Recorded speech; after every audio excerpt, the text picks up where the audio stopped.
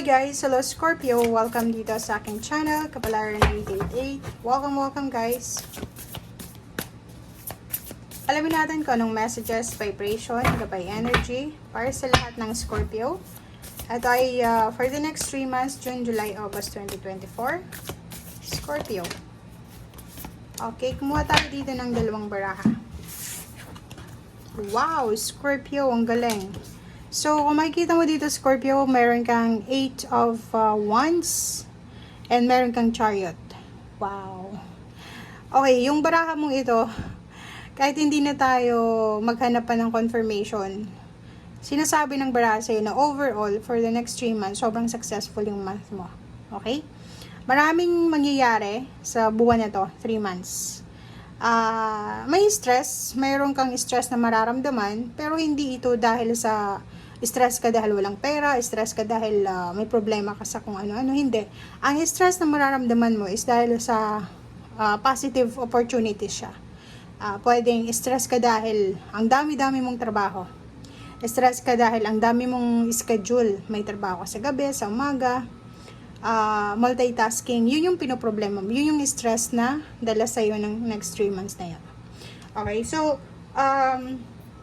marami ka din na mga balitan matatanggap. Good news, confirmation, yung mga trabahong in-applyan mo dati na hindi nagre-reply sa'yo sa email, magre-reply na sila sa ngayon. Maraming, parang malilito ka sa sobrang dami ng biyaya na posibleng umulan sa buhay mo. Okay? Marami din na unexpected na pangyayari or mga mabibilis na pangyayari or pagbabago sa buhay mo. Mayroong mga travel, business travel, leisure, vacation, seminars, or kung pa man na pwedeng mangyari or pwedeng dumating sa 3 months na to. Busy ka. Magagawa mo lahat ng gusto mo. Sobrang workaholic ka and then sobrang magmumultitask ka sa 3 months na to. And next card is Chariot. Sinasabi ng baraha na to na yun yung good news. Posibleng may good news na parating dito. May awards, rewards, victory and success. May mga additional payouts, bonuses, lump sum na pwede kang matanggap dahil sa napakasipag mo.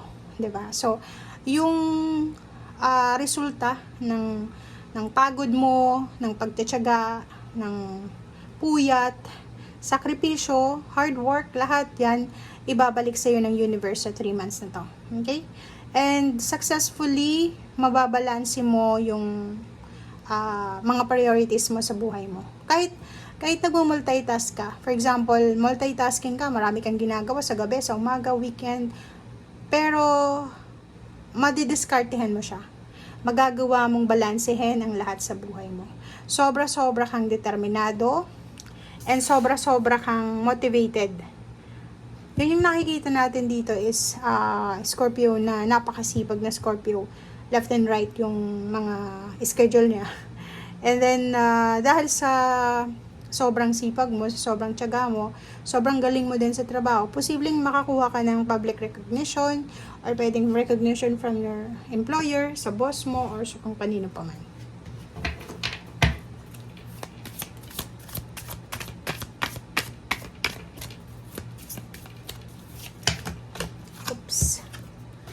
Okay, wow, 16-7, and then, wow, 24-6.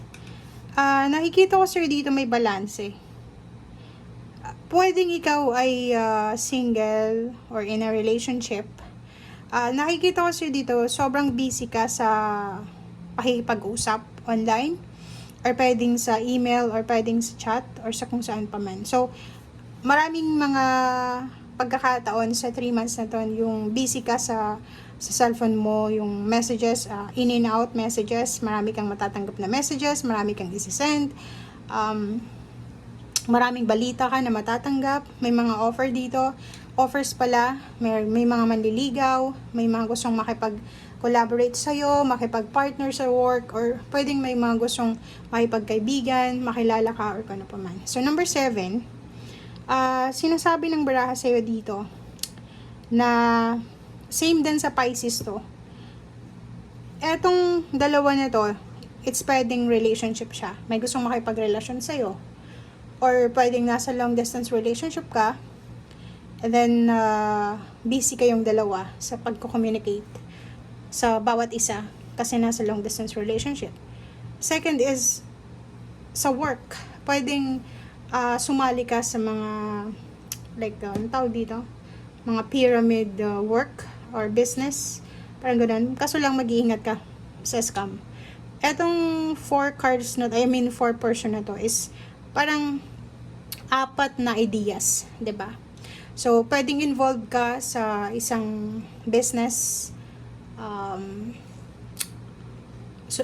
sa community, business community, kasali ka, may mga association, 'di ba? Maraming mga ideas na pwedeng makatulong sa'yo, 'di ba? So, maraming susuporta sa'yo. Nakikita natin dito na pwedeng sumali ka sa, or mag-business ka online, or pwedeng sumali ka sa mga grupo na gustong umunlad. Hindi lang pansarili, kundi para sa ibang tao. Alam mo yung ganun.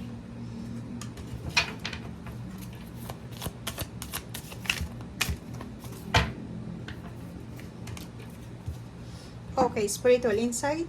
Oh. Okay. So, dito naman, sa barahang to, sinasabi sa'yo ng baraha Scorpio na, so since busy ka, diba?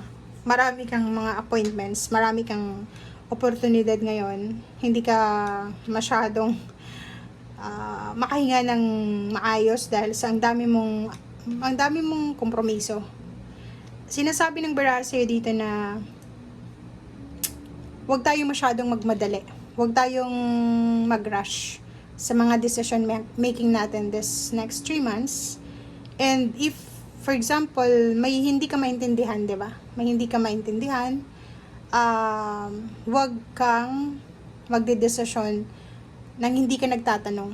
Kasi kung makikita mo, forehead siya, di ba? So, may mga tao sa paligid mo na pwede mong mapagtanungan, may mga tao sa paligid mo na pwede mong mahinga ng advices or kung ano pa man. Spiritual insight, prayer, sinasabi ng baraha sa'yo dito na siguro sa sobrang busy mo sa trabaho, sobrang busy mo sa pamilya, nawawalan ka na ng panahon para sa spiritual mong buhay. So, kailangan mo daw na magbalik loob ka sa Panginoon or sa kung ano man na spiritual meron ka. Kasi kung makikita mo dito, siguro sa ngayon, sobrang busy ka, pero pag hindi ka masyadong parang alam mo yun, ginagawa mo lahat ng decision making according sa kagustuhan mo, hindi mo sinasangguni sa Panginoon, sinasabi ng barahan na pwedeng maguluhan ka talaga, may stress ka. So, dito sa barahang to, lahat ng decision making mo, make sure na isangguni natin yan sa Panginoon. Okay?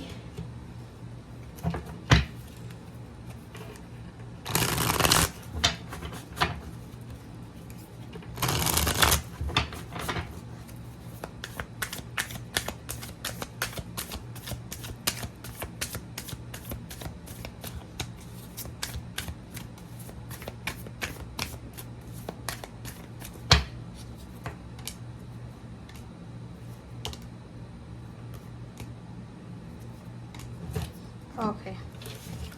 Okay, meron ditong death card. Ang death card is rebirth. Okay? So, kung makikita mo dito, ibig sabihin awakening yan, pagbabago. So, kung ano man itong nangyari sa'yo for the past few months or years, posibleng bago ito. Okay? So, maraming mga changes, positive changes, positibong transformation and transition to. Bago siya sa buhay mo. So, kung ano man ito na mga dapat nang alisin sa buhay mo, ay kusang aalis yan. Or kung ano man to na kailangan na i-let go, ay kusang maile-let go mo na siya. Kaso lang, mayroon ditong the devil. Nakikita ko sir dito, yun lang, maging aware ka for this next 3 months kasi mayroon kang mga connection. It's either relationship, kaibigan, or mga kung sino man sila na attach sa'yo na sobrang negative. So, ibig sabihin, ang daming possibilities dito na magbago yung buhay mo, 'di ba? Maraming posibilidad, maraming pagkakataon ka na magbago yung buhay mo, financial, emotional, pero meron kang attachment, 'di ba? Na parang silosang relationship ba yan? Or pamilya na sobrang toxic, katrabaho, boss na sobrang toxic, na parang sila yung humahad lang sa pag-usad mo eh. So, sinasabi ng baraha sa'yo dito na kailangan mong magising. Magising ka sa panaginip mo or dyan sa kinalalagyan mo. Kasi nakikita mong unstable na yung situation, pero hinahayaan mo lang. Like, for example, sa relationship, alam mo na parang sinasakal ka na sa sobrang selos, pero hinahayaan mo lang. Sa trabaho, ganun din, hinahayaan mo lang. So, dito sa barahang ito, sinasabi na kailangan mong maglakas loob sa ngayon, di ba? Lakas loob yung kailangan mo, strength, para gumawa ka ng choices ngayon. Okay? So, kailangan mong gumawa ng choice ngayon kung gusto mong makaalis dyan sa situation na yan. Di ba? Princess of Wands. So, ibig sabihin, kailangan mong magdesisyon ngayong 3 months na to, between June until August, kung gusto mong maging healthy yung relationship mo, healthy mind, body, spirit, or maging maayos, maging secured, maging balance yung buhay mo, make sure na yung mga negative attachment mo dito, tapusin mo na. Okay? So, yan guys ang sinasabi ng baraha. Thank you and see you again. Bye!